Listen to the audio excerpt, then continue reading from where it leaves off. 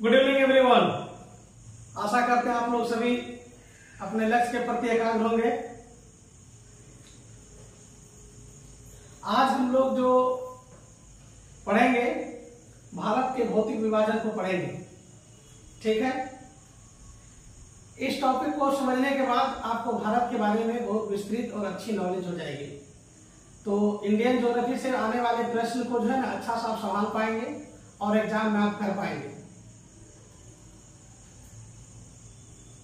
बहुत ही सुगमता पूर्वक हम भारत के विभाजन को समझ पाएंगे और जो हमारा प्यारा भारत है इसको समझने के लिए हम कितने प्रक्षेत्रों में इसको बांटते हैं उस सारी बातों को समझेंगे, ठीक है। और इनसे निकलने वाले तमाम प्रश्न को भी हम लोग पूछेंगे और जानने का प्रयास करेंगे, ठीक है।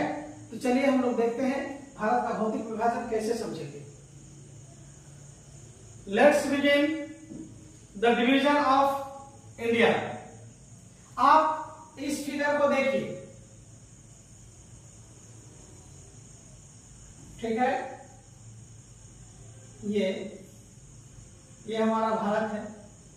इस पोर्शन को आप देखिए, ठीक है। इस पोर्शन को देखते जाइए। ये जो पोर्शन है, यही पोर्शन को हम लोग कहते हैं उत्तर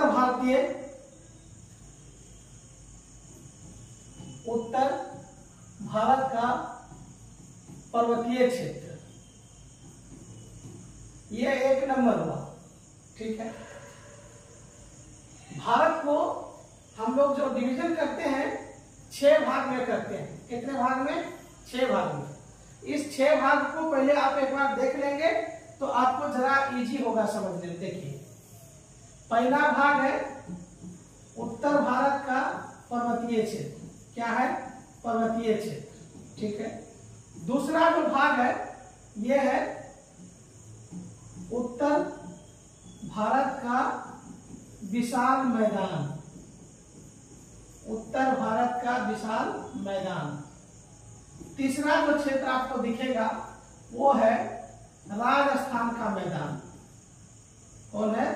राजस्थान का मैदान, ठीक है। चौथा जो आपको मिलेगा वो है आपका प्रायद्वीपीय पठार। क्या है? प्रायद्वीपीय पठार। और पांचवा जो है तटीय मैदान। पांचवा क्या है? तटीय मैदान। और छठा क्या है? द्वीप समूह। इसी 6 भाग में हम भारत को बांट करके पढ़ते हैं। तो पहला जो उत्तर भारत का पर्वतीय क्षेत्र है वो यही इलाका है। आप देखिए, ये इलाका आपका पर्वतीय क्षेत्र है। समझ गए? यही इलाका पर्वतीय क्षेत्र है। अब आप उससे नीचे आ जाइए तो ये वाला जो इलाका आप देख रहे हैं, ये वाला देखिए, ये देखिए, इस प्रकार से जो इसका विस्तार है, ये विस्तार, ये है जो ग्रीन वाला है, यही है उत्तर भारत का विशाल मैदान। ये उत्तर भारत का विशाल मैदान है, ठीक है। आपको मालूम है उत्तर भारत का जब विशाल मैदान को जब हम पढ़ेंगे तो इसके सामने में राजस्थान आता है, लेकिन राजस्थान का जो एरिया है आप लोग सभी लोग जानते हैं, ये मरुस्थल का एरिया है, थार भूमि का एरिया है। तो वहां की वनस्पति, वहां की मिट्टी, वहां के जो भूगर्भिक संरचना है बाकी मैदानों से अलग होता है, इसीलिए उसको हम अलग ढंग से पढ़ते हैं। तो ये जो पोर्शन आप देख रहे हैं, ये पोर्शन, ठीक है, ये पोर्शन जो आप देख रहे हैं, ये पोर्शन, ये राजस्थान का मैदान है। ये क्या है? राजस्थान का मैदान है, ठीक है। आप लोग ने पहला देखा उत्तर में पर्वतीय मैदान, उसके नीचे आइए तो उत्तर भारत का विशाल मैदान, और थोड़ा पश्चिम में राजस्थान का इलाका देखिए तो वो वहां राजस्थान का मैदान है। और ये इसके बाद का ये जो भाग है, ये आप देखिएगा, ये पोर्शन, ठीक है, यही आपका प्रायद्वीपीय पठार है, ये पेनिनसुलर प्लेट्यू है, प्रायद्वीपीय पठार है, ये प्रायद्वीपीय पठार है। समझिए, इस प्रायद्वीपीय पठार में मुख्य रूप से आप मालवा का पठार और दक्कन के पठार के बारे में पढ़ेंगे। तो हम लोग जो भारत को 4 भागों में बांटा, उसको आप लोग समझे, ऊपर में हिमालय की तरफ है तो उसको हिमालयन क्षेत्र बोले, उसके नीचे तो आप जानते हैं कि ये उत्तर प्रदेश, बिहार, पश्चिम बंगाल का एरिया जो प्लेन एरिया है वही एरिया आता है, जो हम ग्रीन से भी दिखाए हैं और थोड़ा आपको ग्रीन में डार्क कर देते हैं ताकि आपको समझने में आएगा। ये है ग्रीन वाला एरिया, ठीक है। ये वाला प्लेन जो है, ये वाला प्लेन आपको उत्तर भारत का ये विशाल मैदान है, ठीक है, ये उत्तर भारत का विशाल मैदान है। और पश्चिम में ये जो राजस्थान है, चूंकि उसकी वातावरण, जलवायु, मिट्टी सब अलग है, इसलिए उसको अलग से पढ़ते हैं, तो उसको राजस्थान का मैदान कहते हैं। और ये पेनिनसुलर, ये जो देख रहे हैं ये पठारी इलाका है, ये क्या है, पठारी इलाका है। और ये आप ध्यान रखिए, ये पठारी इलाका इतने साथ ये तट को टच नहीं कर रहा है। तब आप एक बात को देखिएगा कि आपके पश्चिम में, कहां पे, पश्चिम में ये जो आपका पश्चिम का इलाका है, ठीक है,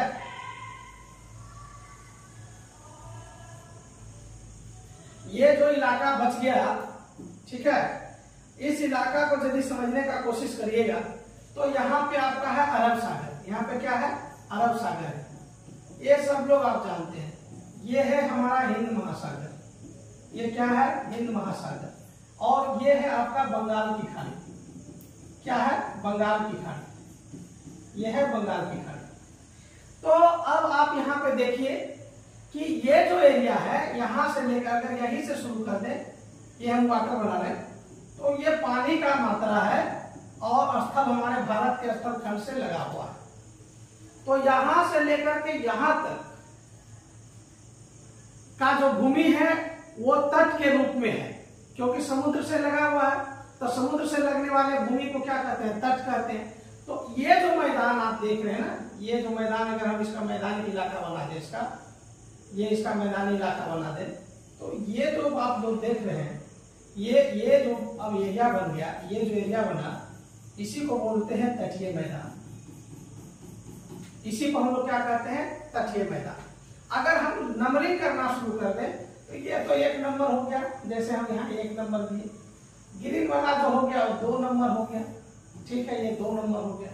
राजस्थान वाला को हम 3 नंबर कर देते हैं, यहाँ 3 नंबर हो गया।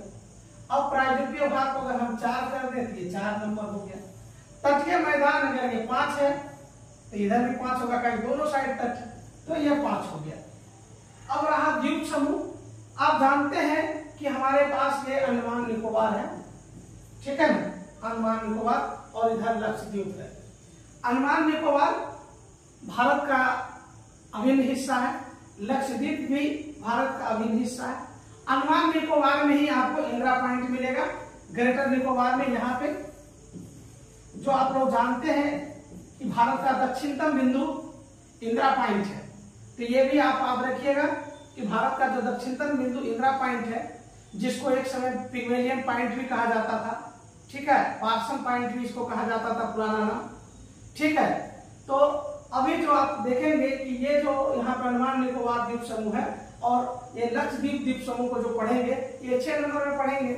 इस प्रकार से क्या हुआ कि आप भारत के विभाजन को बहुत बेहतर ढंग से समझ पाए। यानी कि भारत का यदि अध्ययन करना है, फिजिकली जब इसका अध्ययन करें तो हम इसको 6 भाग में बांट करके बहुत ही बेहतर ढंग से पढ़ सकते हैं।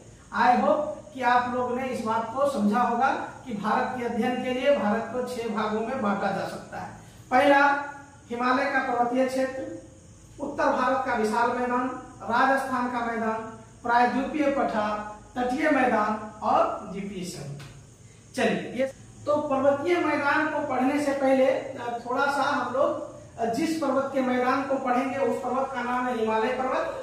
तो हिमालय पर्वत की थोड़ा बहुत हम लोग को उसके बारे में जानकारी होनी चाहिए कि हिमालय पर्वत की उत्पत्ति कैसे हुई। तो इस संदर्भ में हम लोग बात करें तो हिमालय क्या क्या है, जहाँ पे उसका उत्पत्ति हुआ। एक समय में यहाँ पे टेथिस नामक महासागर होता था, एक टेथिस सागर हुआ करता था। टेथिस सागर के आप उत्तर में देखेंगे तो अंगारा लैंड था और नीचे गोंडवाना लैंड, ठीक है। इस दोनों प्लेटों के बीच में टकराहट हुआ और दोनों प्लेटों के बीच में टकराहट होने से एक विशाल पहाड़ का निर्माण हुआ और यही पहाड़ कहलाया हिमालय पर्वत। तो याद रखिएगा कि हिमालय पर्वत आज जहां है वहां पहले टेथिस सागर हुआ करता था। और हिमालय की उत्पत्ति कैसे हुआ? प्लेट टेक्टोनिक विधि से हिमालय की उत्पत्ति हुआ। ये सब बात ध्यान में रखिएगा, निश्चित रूप से यहाँ से प्रश्न पूछे जाएंगे, ठीक है। प्लेट टेक्टोनिक विधि से हिमालय की उत्पत्ति हुआ, ठीक है। और आप देखेंगे टेथिस सागर के उत्तर में अंगारा लैंड और दक्षिण में गोंडवाना लैंड, दोनों के बीच में प्लेट का जो हुआ टकराहट हुआ, वहां से एक उथला भूभाग उत्पन्न हुआ जो कि हिमालय कहलाया। अब आप हिमालय को समझ गए तो हिमालय को आप बांट करके भी देखेंगे, ठीक है।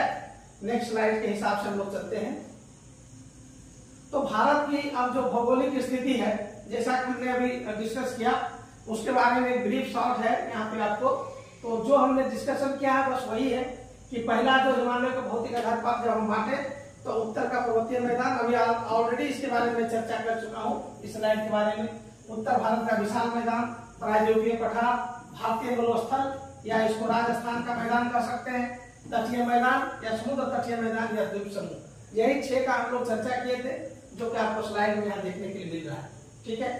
चलिए नेक्स्ट चलते हैं। अब हम भारत के भौतिक विभाजन को तो समझेंगे ही एक एक करके, लेकिन भारत की जो वस्तु स्थिति है, कम से कम भारत में कितने पहाड़, कितने पठार, मैदान है, ये जानकारी होना चाहिए। यहाँ से प्रश्न बहुत सारे पूछे जाते हैं, उसको हम लोग देखते हैं। तो आप भारत में जो देखेंगे, भारत के जो कुल हिस्सा का आप देखेंगे जो पर्वत है, क्या है? पर्वत है, वो 10.7%, ऑलमोस्ट 11% के बराबर है। कितना? 11% के बराबर है।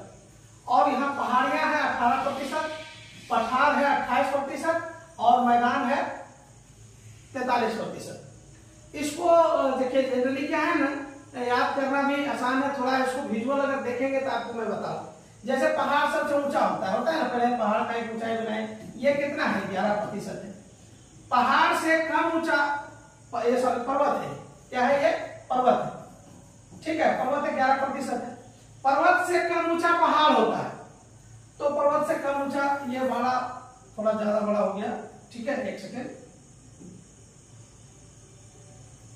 इसको क्लियर कर देते हैं, फिर से एक बार इसको देखते हैं, ठीक है। तो हम लोग एक पर्वत लेंगे, ठीक है। ये पर्वत है, ठीक है। ये पर्वत है,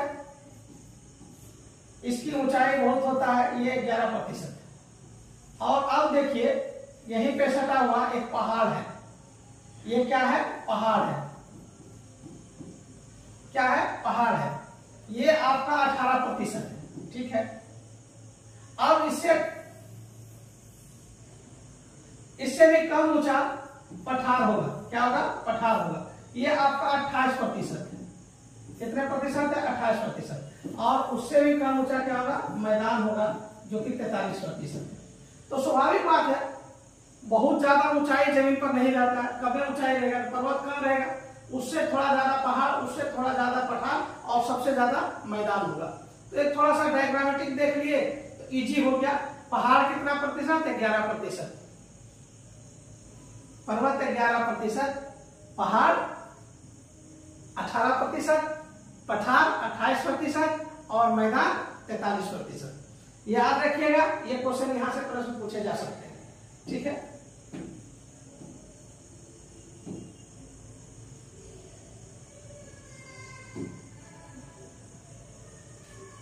अब हिमालय के बारे में हम लोग पढ़ेंगे।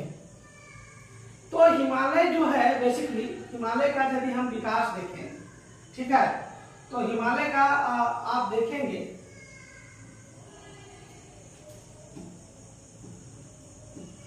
अभी आपने मैप में देखा ही। और हिमालय का यदि विस्तार को आप देखना चाहेंगे थोड़ा समझाने के लिए, छोटा सा मैं बना रहा हूं। यहां से मानसरोवर से एक नदी निकलती है, ठीक है। ये नदी है सिंधु, ये कौन सी नदी है? सिंधु नदी।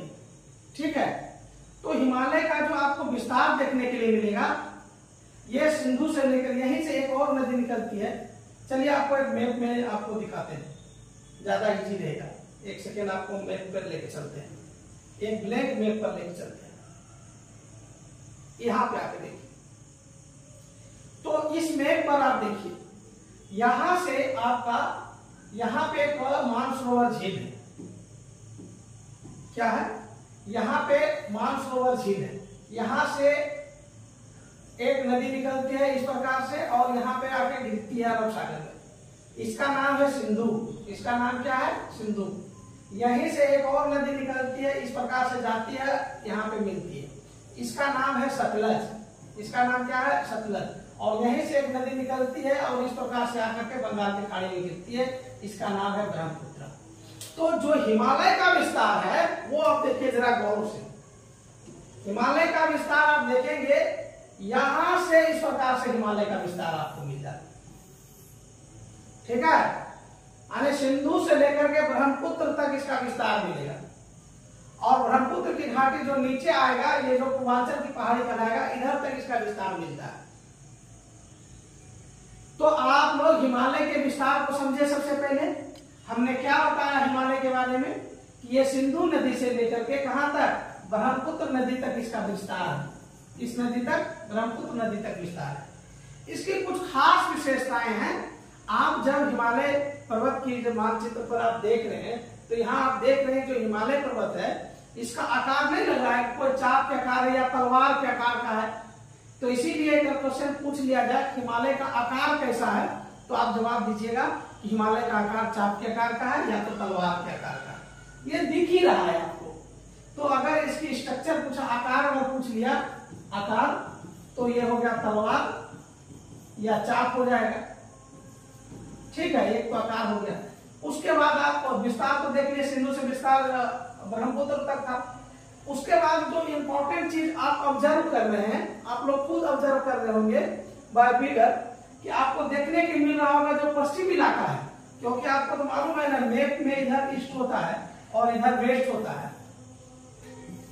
तो इसका जो पश्चिम का इलाका है, पश्चिम का इलाका में हिमालय मोटा नहीं दिख रहा है आपको। तो हिमालय पश्चिम में चौड़ा है। पश्चिम में क्या है? चौड़ा है। और अगर पूरब में जाते हैं तो ये सकरा हो जाता है। ये सब चीज जो है ना रटने की नहीं है, ये सब चीज को समझने की जरूरी है। Once you will understand many paradigm will be clear. बहुत सारे पैराडिग्म अपने आप क्लियर हो जाएगा, समस्या बहुत कम हो जाएगा। तो आप लोग देखें कि हिमालय का जो पश्चिमी एरिया है वो चौड़ा है और पूर्वी एरिया क्या है? सकरा है। हिमालय की अगर कुल दूरी बात किया जाए तो ये 2500 किलोमीटर। कितना है? 2500 किलोमीटर। इसकी पूरा का पूरा यहां से लेकर के यहां तक की लंबाई 2500 किलोमीटर है। ये डाटा SCERT NCERT से अप्रूव्ड है। तो ये बहुत इंपॉर्टेंट डाटा है, आपसे पूछ सकता है कि हिमालय की लंबाई कितनी है। तो इस प्रकार से आप हिमालय की कुछ वस्तु स्थिति को देख पाए।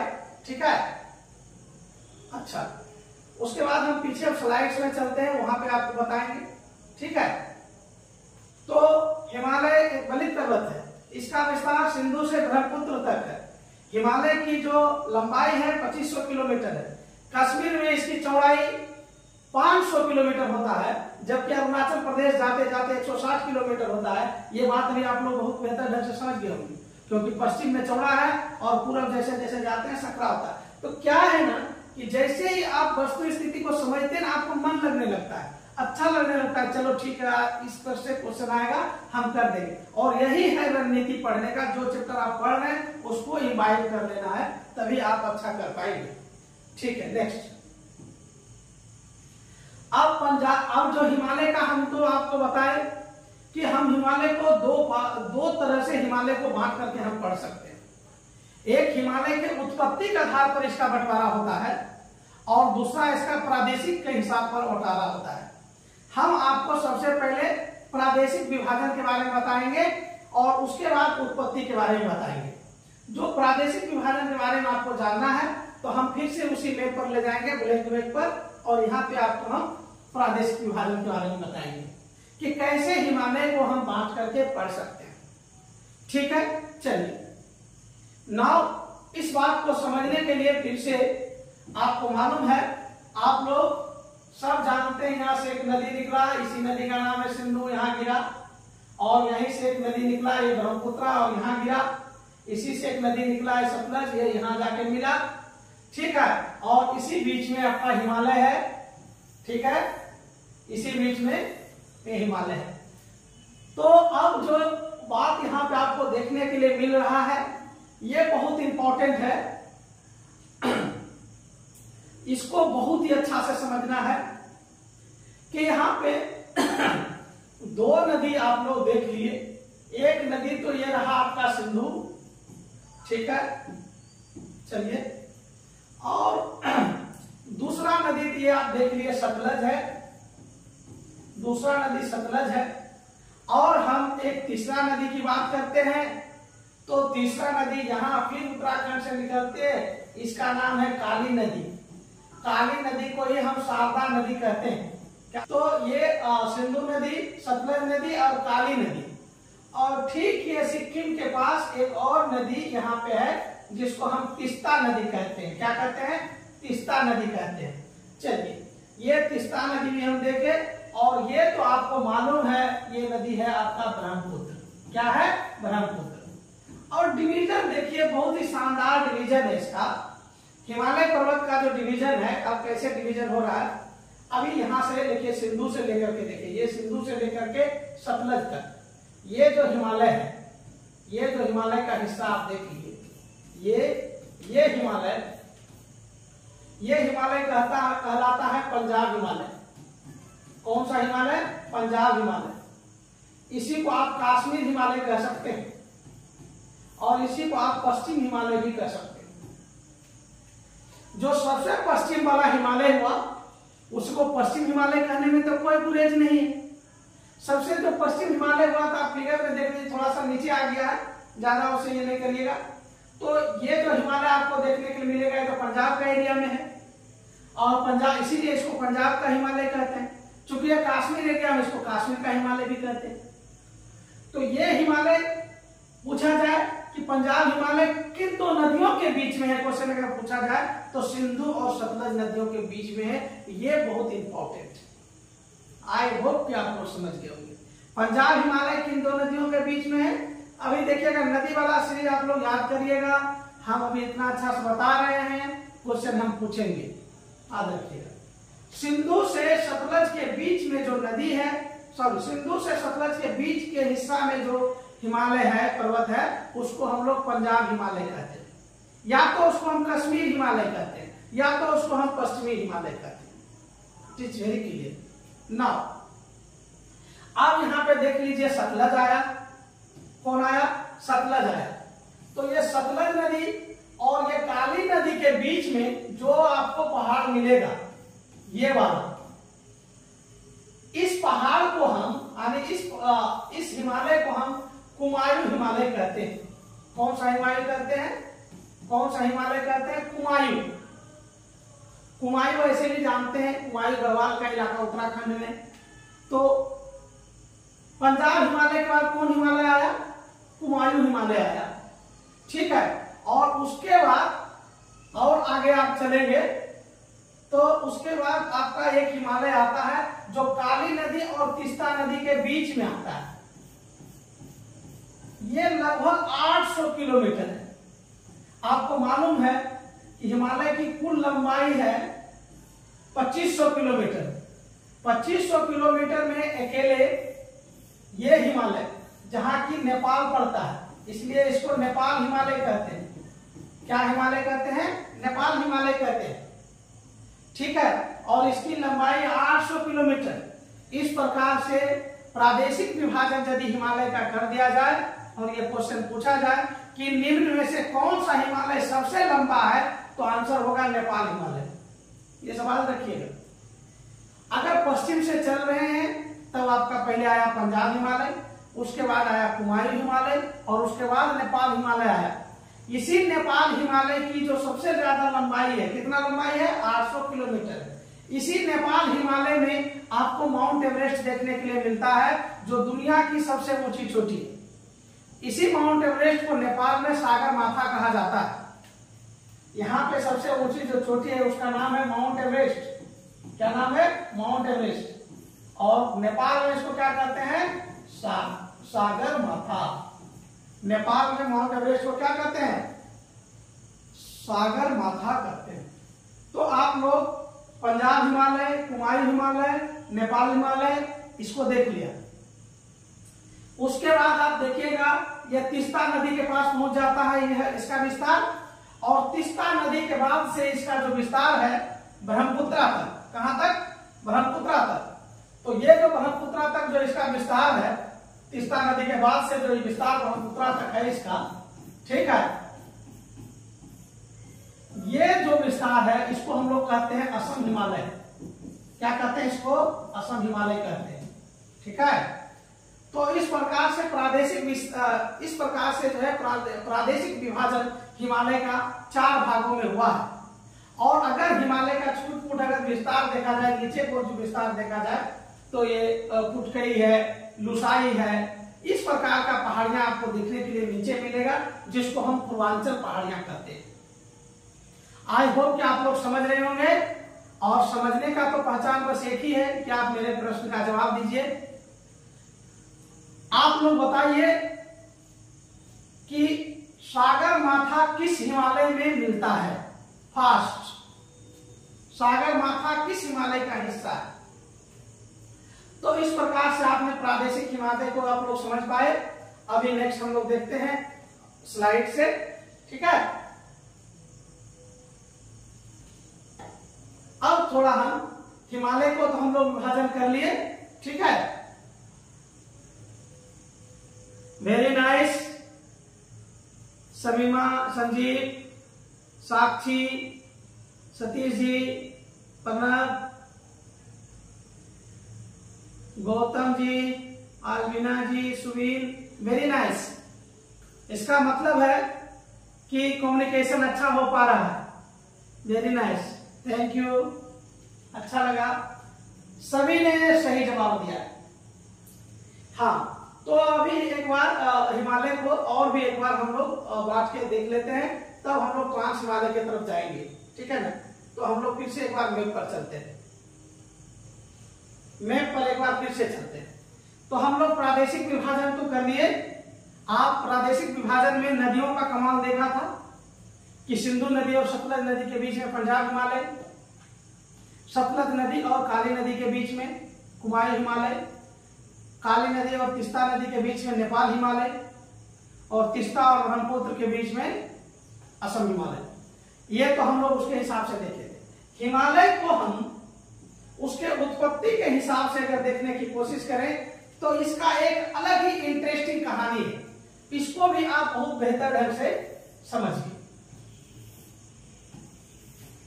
ये भारत में आपका हिमालय है, और बार बार आप जब हिमालय का पिक्चर देख रहे हैं तो बहुत कुछ आपको समझने में आ रहा होगा कि हिमालय का जो कश्मीर में चौड़ाई है 500 किलोमीटर है, और अरुणाचल प्रदेश में जाते जाते इसकी चौड़ाई 160 किलोमीटर हो जाती है। ठीक है। यहाँ पे 3 लाइन आप देख रहे हैं। हम इस 3 लाइन का नामकरण कर देते हैं, और चूंकि ये बहुत ही बड़ा और बहुत ही बेहतर कंसेप्ट है, इसलिए आप लोग बहुत एकाग्रता के साथ, ध्यान के साथ देखिएगा। मजा तो बहुत आएगा। यदि अगर क्लास आप अगर अच्छा से कर रहे हैं तो surely you will find yourself in the different way. तो यहाँ पर हम नामकरण करते हैं। इधर से नाम दे देते हैं 1 नंबर, 2 नंबर और 3 नंबर। 3 लाइन है। ठीक है। यहाँ पे बात ये समझना है कि ये जो हिमालय हमारा पर्वत है, हिमालय पर्वत में 3 समानांतर श्रेणियां हैं। समानांतर श्रेणियां जो एक दूसरे के समानांतर होते हैं। ठीक है। तो यहाँ समानांतर मैथमेटिक्स वाला नहीं ले लीजिएगा कि समानांतर श्रेणी का समानांतर रेखा का मतलब यही होता है जो कहीं नहीं कटे, लेकिन उसके जैसा है। इसको हम कह सकते हैं कि समानांतर जैसा है, बिल्कुल समानांतर तो नहीं। तो समानांतर यहाँ 3 खंड आपको देखने के लिए मिलता है। सबसे जो मैं महत्वपूर्ण बात आपको मैं बता रहा हूं वो ये है कि इस समानांतर श्रेणी में इस समानांतर श्रेणी में जो नंबर 1 है उसका जन्म पहले हुआ, उसका जन्म पहले हुआ, नंबर 2 का जन्म बाद में हुआ और नंबर 3 का जन्म सबसे बाद में हुआ। प्रश्न है कि सबसे पुराना कौन हुआ, तो नंबर 1 हुआ। अभी हम नाम नहीं बता रहे, आप उसके लिए चिंता ना करें, हम नाम को भी सीख पाएंगे। तो नंबर 1 कौन हुआ, नंबर 1 सबसे पुराना, सबसे पहले जन्म हुआ, सबसे बड़ा है। नंबर 2 तो बीच में आया ही आया, आने नंबर 1 के बाद इसका जन्म हुआ। नंबर 3 जो है वो सबसे लास्ट का है, आने सबसे नया। तो ये तो कंसेप्ट आपको क्लियर हो गया कि नंबर 1 आप लोग देख लिए ऊपर में आने की। ये 3 श्रेणियों का यदि हम बात करें, 3 समांतर श्रेणियों की बात करें, अभी नाम भी याद नहीं कर रहे, हम सिंपल बात कर रहे हैं। तो इस 3 श्रेणियों का जब हम बात करें तो हम लोग एक बात तो स्पष्ट कर लिए ना कि जो उत्तर वाला श्रेणी है, क्योंकि आपको मालूम है ना जब हमारा नक्शा बनता है तो ये होता है उत्तर और ये होता है दक्षिण। तो ये ऊपर वाला उत्तर और नीचे वाला दक्षिण। जो हिमालय का जो सबसे उत्तरी हिस्सा है उसका जो निर्माण हुआ सबसे पहले हुआ, और सबसे दक्षिणी हिस्सा जो है उसका निर्माण सबसे बाद में हुआ। ठीक है, तो सबसे पुराना हुआ नंबर 1, सबसे नया हुआ नंबर 3। तो इस प्रकार से आप लोग इस बात को तो समझ गए कि नंबर 1 और नंबर 3 का डिफरेंस समझ में आया आपको। अब आपको यहाँ पे बेसिक बात ये सीखना है कि नंबर 1 और नंबर 2 और नंबर 3 की खास विशेषता क्या है, उसके चट्टाने कैसे होते हैं। तो उसकी चट्टान के बारे में हम लोग पहले पढ़े कि उसका पहले हम लोग नाम देख लेते हैं, तो अब आपको इजी होते चला जाएगा। तो नाम कैसे है ना, आप हम बताते हैं कि यहाँ पे आपका मान लीजिए ये प्लेन में आपका घर है, यहां से जब आप चलना शुरू करेंगे तो सबसे पहले कहां पहुंचेंगे, नंबर 3 पर पहुंचेंगे। उसके बाद जाएंगे तो नंबर 2 पर जाएंगे, उसके बाद जाएंगे तो नंबर 1 पर जाएंगे। यानी सबसे अंदर कौन हुआ, नंबर 1। तो नामकरण भी उसी प्रकार से करिए आप, नामकरण करिए, एकदम इजी हो जाएगा। तो ये आंतरिक हिमालय हो गया। कौन सा हिमालय हुआ, आंतरिक हिमालय। बीच वाला को तो मध्य हिमालय कह ही सकते हैं, बीच में है तो ये नंबर 2 हो गया मध्य हिमालय। ये क्या हो गया, मध्य Himalaya.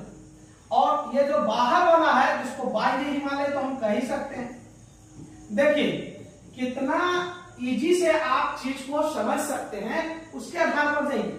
This topic is very क्लिष्ट but you are going to study in a very easy manner. तो हमने क्या देखा कि जो हिमालय का अंदर वाला है यानी 1 नंबर वो आंतरिक हिमालय है, बीच वाले को मध्य हिमालय कह सकते हैं, और जो बाहर वाला हमने ये वाला हिमालय है इसको बाह्य हिमालय कहते हैं। ठीक है, अब इसी हिमालय के नामकरण के आधार पर हम नाम रखेंगे। जैसे कि अभी आपको हम सब का नाम एक एक करके क्लियर करते हैं किसका क्या नाम। ये जो आंतरिक हिमालय है, पहला देखें ना, आंतरिक हिमालय। आंतरिक हिमालय को आप बृहद हिमालय कह सकते हैं। क्या कह सकते हैं, बृहद हिमालय।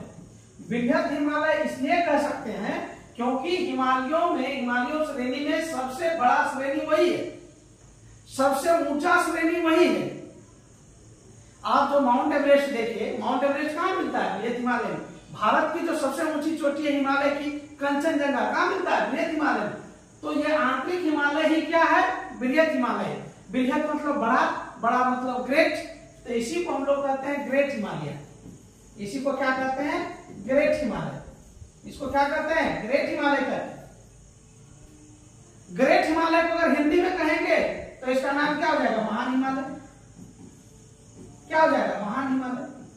देखिए नाम 1 हो गया, 2 नाम हुआ, 3 नाम हुआ, 4 नाम हुआ। इसका 5वां नाम क्या है कि ये जो हिमालय है ना, अंदर वाला हिमालय सबसे ऊंचा है। आप देख रहे हैं माउंट एवरेस्ट इस पे, कंचनजंगा, नंदा देवी है, नंगा पर्वत है, ये बहुत सारे पर्वत श्रेणियां आपको, पर्वत चोटी आपको ये जो आंतरिक हिमालय में मिलता है अर्थात बृहद हिमालय में मिलता है, ग्रेट हिमालय में मिलता है, महान हिमालय में मिलता है। ऊंचाई पर अब जो ऊंचाई पर जाते हैं तो आपको मालूम है टेम्परेचर डाउन होता है, ठंडा हो जाता है, बर्फ जम जाता है। तो ये इस पहाड़ पर ये वाला जो है ना, इस पर बर्फ जमा, बर्फ के रूप में रहता है ये।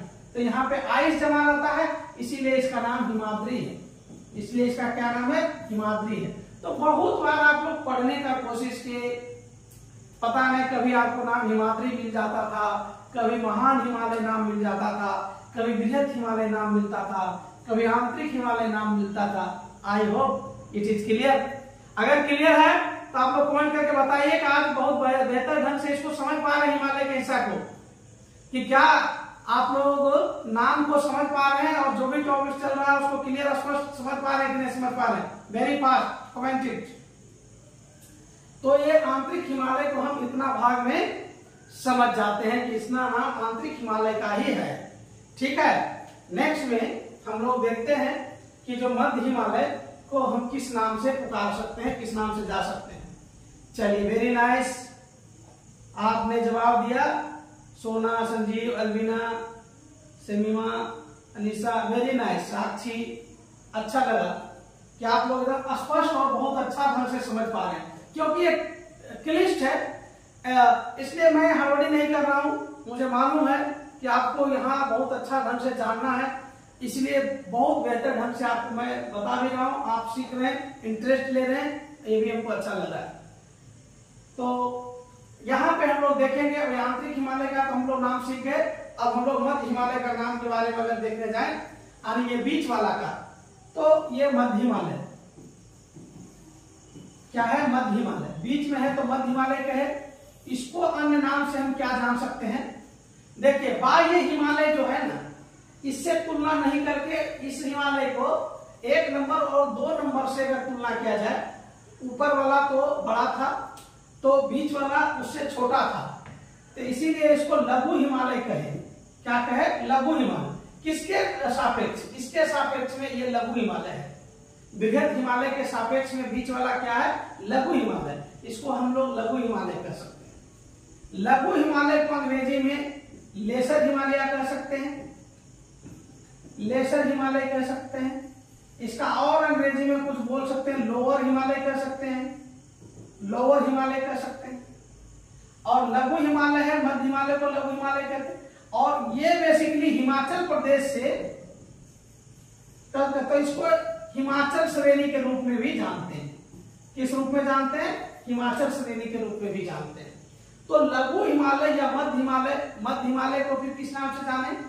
लघु हिमालय के नाम से जाने। लघु को अंग्रेजी में हम लोग अगर कहें तो लेसर बोलते, लेसर हिमालय। लेसर को कोई अलग ढंग से बोला तो लोअर हिमालय, यानी उस वो तो ऊंचा है, उससे ये नीचा है, तो लोअर हिमालय हो गया। और इसी प्रकार से चूंकि हिमाचल प्रदेश का इसमें हिस्सा बहुत सारा रहता है, तो इसको हम लोग हिमाचल श्रेणी भी कहते हैं। तो इस प्रकार से बीच वाले का भी नाम आप लोग बढ़िया से सीख गए। ठीक है, तो ये लघु हिमालय था। और जो बाहर वाला है, ये तो बाह्य हिमालय का ये या यही, इसी को हम लोग बोलते हैं शिवालिक श्रेणी। बाह्य हिमालय या शिवालिक श्रेणी बोलते हैं। यही शिवालिक श्रेणी है जो आपको ये जो बिहार आप देख रहे हैं, देखिए बिहार का जो आप लोग देख रहे हैं नक्शा, ये थोड़ा मेरा मैप ऊपर चला गया तो बिहार में ऐसा बना दिया। तो ये जो बिहार का जो पश्चिमी चंपारण का जो इलाका है, ये वाला कॉर्नर में देख रहा हूं, तो पश्चिमी चंपारण का जो इलाका है वो शिवालिक श्रेणी का हिस्सा है, जहां पे कि सोमेश्वर श्रेणी टच करता है। तो बिहार में अगर आपसे क्वेश्चन पूछा जाए कि सोमेश्वर श्रेणी कहाँ है, तो आंसर होगा पश्चिम चंपारण। और अगर ये पूछा जाए कि सोमेश्वर श्रेणी किस हिमालय का हिस्सा है, तो इसका आंसर होगा शिवालिक श्रेणी, अर्थात बाह्य हिमालय, अर्थात बाह्य हिमालय। ठीक है, तो इस प्रकार से आप लोगों ने जो है आंतरिक हिमालय, मध्य हिमालय और बाह्य हिमालय को समझा। अब उसकी कुछ खास खास विशेषताओं को समझ जाएंगे तो बहुत ही अच्छा होगा और बहुत बेहतर रहेगा। देखिए, जो आंतरिक हिमालय है उसकी विशेषता को हम लोग स्लाइड में एक बार देखेंगे और वहां से आपको पॉइंट के बारे में बात करेंगे। ठीक है,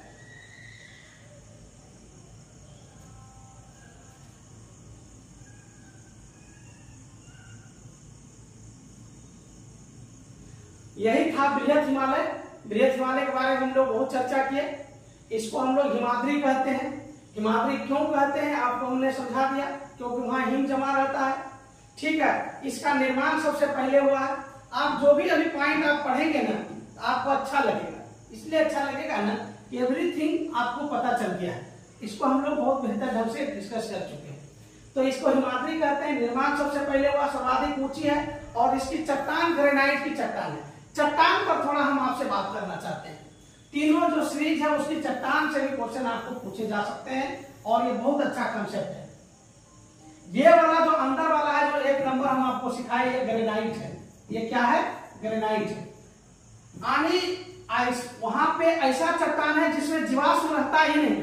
आपको जब हम ज्वालामुखी चैप्टर पढ़ाएंगे, वोल्केनोज पढ़ाएंगे, तब वहां पे बताएंगे कि ग्रेनाइट का जो निर्माण होता है बेसिकली वो अंदर में, जमीन के अंदर, पृथ्वी के अंदर जो तरल मैग्मा होता है वो जब धरती फट करके बाहर आता है या समुद्र को फाड़ करके बाहर निकलता है और पर्यावरण में जब वो ठंडा होता है तब उससे जाकर के ग्रेनाइट बनता है। तो उतना गर्म जो चीज निकलेगा, बाहर आएगा, तो उसमें तो आप स्वाभाविक रूप से सोच सकते हैं कोई जीव का अंश रह ही नहीं सकता है। तो ये ग्रेनाइट का बना हुआ है पहला वाला। दूसरा वाला क्या है ना, दूसरा वाला जो भाग है मध्य हिमालय, ये कंप्रेस्ड है, पूरा एकदम इस प्रकार से सघन चट्टान है, संपीड़ित चट्टान है। इसको कहते हैं संपीड़ित है। संपीड़ित मतलब होता है कंप्रेस, पूरा टाइट, एकदम घना। और ये वाला जो आप देखिएगा ये थोड़ा हल्का है, ये हल्का चट्टान से बना हुआ है, असंपीड़ित है, असंपीड़ित। तो तीनों जो पहाड़ है उसकी चट्टान के बारे में आपको समझ में आया। जो आंतरिक है वो क्या है? आंतरिक जो हिमालय है वो ग्रेनाइट चट्टान से बना हुआ है। मध्य हिमालय संपीड़ित चट्टान से बना है, पूरा घना एकदम कॉम्पैक्ट है। और ये जो है लास्ट वाला जो है, जो शिवालिक है, जो बिहार के समस्या श्रेणी को टच करता है, ये जो चट्टान है ये है थोड़ा हल्का है, वो संपीड़ित चट्टान है। समझ गए? तो ये वाला क्लियर हो गया। तो यहाँ जो ग्रेनाइट आप देख रहे थे ये बात भी आपको स्पष्ट हो गया। Let us go ahead. अब मध्य हिमालय के बारे में कुछ बात करते हैं। तो मध्य हिमालय आप देखेंगे यहाँ पे मध्य हिमालय में बड़े बड़े गार्ज का निर्माण होता है। जब ऊंचाई से पानी गिरता है तो उसको हम लोग गार्ज कहते हैं, गार्ज का निर्माण करता है। 1,000 मीटर का गार्ज का निर्माण आपको मध्य हिमालय में मिलेगा। तो आप एक बात रखिएगा, इस सब विशेषता में ध्यान रखिएगा कि किस हिमालय में गार्ज का निर्माण होता है। यह मध्य हिमालय या लघु हिमालय में गार्ज का निर्माण होता है। इसकी ऊंचाई 1800 से 4500 मीटर है, जबकि बृहद हिमालय की जो ऊंचाई था ना, जनरल एवरेज, वो 6100 मीटर था। इसकी ऊंचाई मध्य का आपको लोग देखने के लिए मिलेगा कितना? 1800 से 4500 मीटर तक।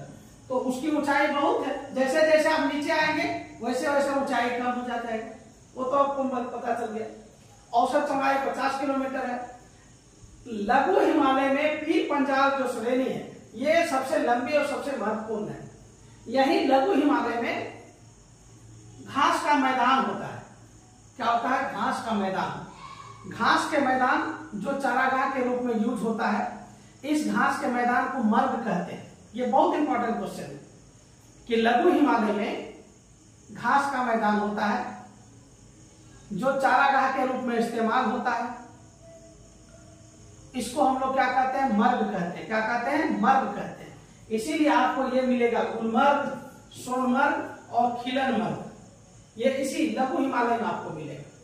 और लघु हिमालय की खासियत ये भी है कि ये टूरिस्ट हिमालय कह सकते हैं इसको। आपको क्वेश्चन अगर ये पूछ लेना कि किस हिमालय को टूरिस्ट हिमालय के रूप में जानते हैं, टूरिस्ट आप लोग समझते हैं ना, टूरिस्ट हिमालय, पर्यटन केंद्र के रूप में, किस हिमालय को पर्यटन केंद्र के रूप में जानते हैं? तो यह है मध्य हिमालय। क्यों मध्य हिमालय पर्यटन केंद्र के रूप में है? क्योंकि आप देखिए कुल्लू, मनाली, गुलमर्ग मतलब काश्मीर, कुल्लू घाटी, काश्मीर घाटी, मनाली, शिमला, दार्जिलिंग, ये सभी जो है पहाड़ी शहर जहां पे लोग जाना पसंद करते हैं, समय बिताना पसंद करते हैं, ये इसी पहाड़, इसी मध्यवर्ती हिमालय में पाए जाते हैं। इसीलिए लघु हिमालय को हम लोग पर्यटन का केंद्र मानते हैं, या पर्यटक हिमालय अगर पूछा जाए तो ये लघु हिमालय होता है। ठीक है, तो वेरी वेरी इंपॉर्टेंट चीज है। पर्यटक हिमालय याद रखिएगा। यहाँ के घास के मैदान को मर्ग कहा जाता है, तो सोनमर्ग, गुलमर्ग, किलनमर्ग ये कश्मीर में है, ये याद रखिएगा। तो यहाँ से क्वेश्चन आपको निकल के आएगा, तो इजी वे में आप हैंडल इसको कर सकते हैं। ठीक है, चलिए नेक्स्ट। अब लास्ट में हम लोग देखें शिवालिक श्रेणी। शिवालिक श्रेणी जो कि बाह्य हिमालय है, इसको शिवालिक श्रेणी कहिए या तो इसको उप हिमालय कह सकते हैं। इसकी चौड़ाई और देखिए धीरे धीरे आके कम हो गया, ऊंचाई भी इसका कम हो गया। ठीक है, चौड़ाई 10 से 50 किलोमीटर, ऊंचाई 900 से। अभी देखे थे ना, 1 नंबर का ऊंचाई था 6100 मीटर, अगर 2 नंबर का मैक्सिमम मान लें तो 4500 मीटर, और 3 नंबर का अगर मैक्सिमम मान लें तो 1500 मीटर। तो देखिए धीरे धीरे कैसे आगे ऊंचाई इसका कम हो गया। ठीक है, औसत ऊंचाई मात्र इसका 1200। अच्छा, नदियों द्वारा लाई गई असंपीड़ित अवसाद से बना है, जिसके बारे में हम लोग अभी चर्चा किए ही, असंपीड़ित अवसाद से बना हुआ। तो हम लोग क्या किए, आज हिमालय की जो है प्रादेशिक विभाजन को भी हम लोग समझ पाए, और साथ ही साथ हम लोग क्या समझ पाए, हिमालय का जो उत्पत्ति के आधार पर जो इसका विभाजन है उसको भी समझ पाए, इसकी विशेषता को भी हम समझ पाए। और अगर हम लोग चाहें तो अभी समय है, थोड़ा सा हम लोग ट्रांस हिमालय को भी समझने का कोशिश करेंगे। ठीक है,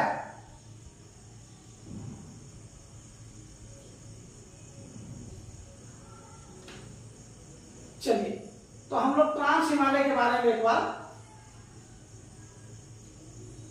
हाँ चलिए ट्रांस हिमालय के बारे में एक बार समझने का कोशिश करेंगे कि ट्रांस हिमालय क्या है। हमने अभी हिमालय पढ़ा, और ट्रांस हिमालय जैसे ही बोलते हैं तो बहुत लोगों को कंफ्यूज हो जाते हैं लोग, सर ये ट्रांस हिमालय क्या होता है। हिमालय तो हम लोग देख लिए, हिमालय में 3 श्रेणी होता है, आंतरिक श्रेणी, मध्य श्रेणी और बाह्य श्रेणी।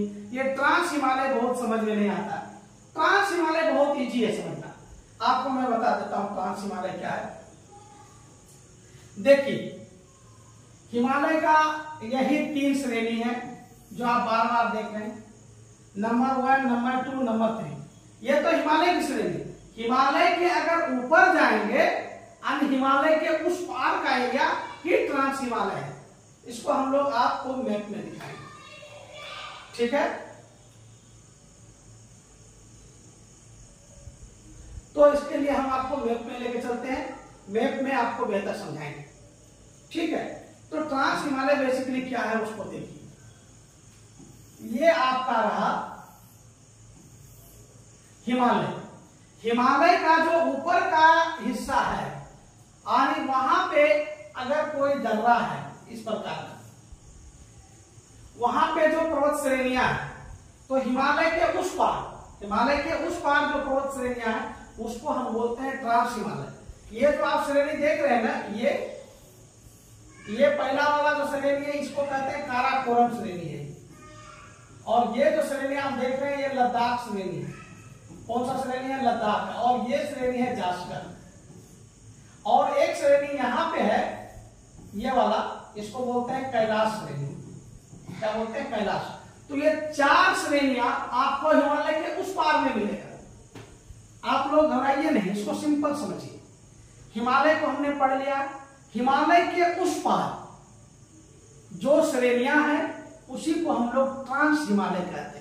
आने के कहेगा कि निम्न में से ट्रांस हिमालय का हिस्सा कौन कौन है, तो आंसर होगा काराकोरम, लद्दाख, जास्कर और कैलाश। तो यहाँ पे एक इंपॉर्टेंट बात है, ये फिगर को देख लीजिए। तो ये देखिए काराकोरम, ये लद्दाख और ये जास्कर, ये तीनों का हिस्सा आपको भारत में देखने के लिए मिलेगा। भारत में वो तीनों श्रेणी है, लेकिन एक श्रेणी जो मैं यहाँ कैलाश बनाया हूं, जरा कैलाश का यहाँ पे देख लीजिए। ये जो कैलाश श्रेणी है, ठीक है, कैलाश श्रेणी भारत से बाहर है, आप रखिएगा। तो अगर आपसे क्वेश्चन पूछा जाए कि ट्रांस हिमालय का वह कौन सा हिस्सा है जिसका भारत में कोई भी क्षेत्र नहीं है, तो उसका आंसर होगा कैलाश श्रेणी। और ट्रांस हिमालय का हिस्सा कौन कौन है, तो काराकोरम श्रेणी, लद्दाख श्रेणी, जास्कर श्रेणी और कैलाश श्रेणी। इस श्रेणी को कभी कभी आपको सीरीज में नाम पूछ देता है कि सबसे उत्तर में कौन? काराकोरम, उसके बाद कौन? लद्दाख, उसके बाद कौन? जास्कर। इसके लिए मैं आपको एक टिप बताता हूं सिंपल। जैसे कि आप जैसे क्या होता है ना, पहाड़ इत्यादि पर चढ़ना बहुत मुश्किल काम होता है ऐसे, तो वहां पे कोई व्यक्ति जाता है ना पहाड़ पर चढ़ने के लिए, पर्वत पर, तो उसको कालाजार नामक बीमारी हो जाता है। कौन सा बीमारी? कालाजार। ये एक्चुअल में सही बात नहीं है, सिर्फ हम आपको याद कराने के लिए ऐसा बोल रहे हैं कि पहाड़ पर गया तो कौन सा बीमारी हुआ? कालाजार।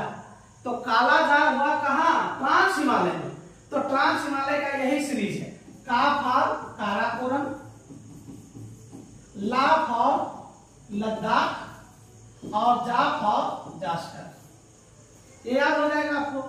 कैसे याद होगा? जैसे आपको ध्यान रहेगा कि अच्छा पहाड़ का सीरीज याद कर रहे हैं, पहाड़ पर सर क्या बताए थे, कौन सा बीमारी के बारे में बताए थे, तो याद रखिएगा कालाजार। तो कालाजार में का मतलब काराकोरम, ला मतलब लद्दाख और जा मतलब जास्कर। तो इस प्रकार से आपने ट्रांस हिमालय को समझ लिया। ट्रांस हिमालय का मतलब है हिमालय के उस पार।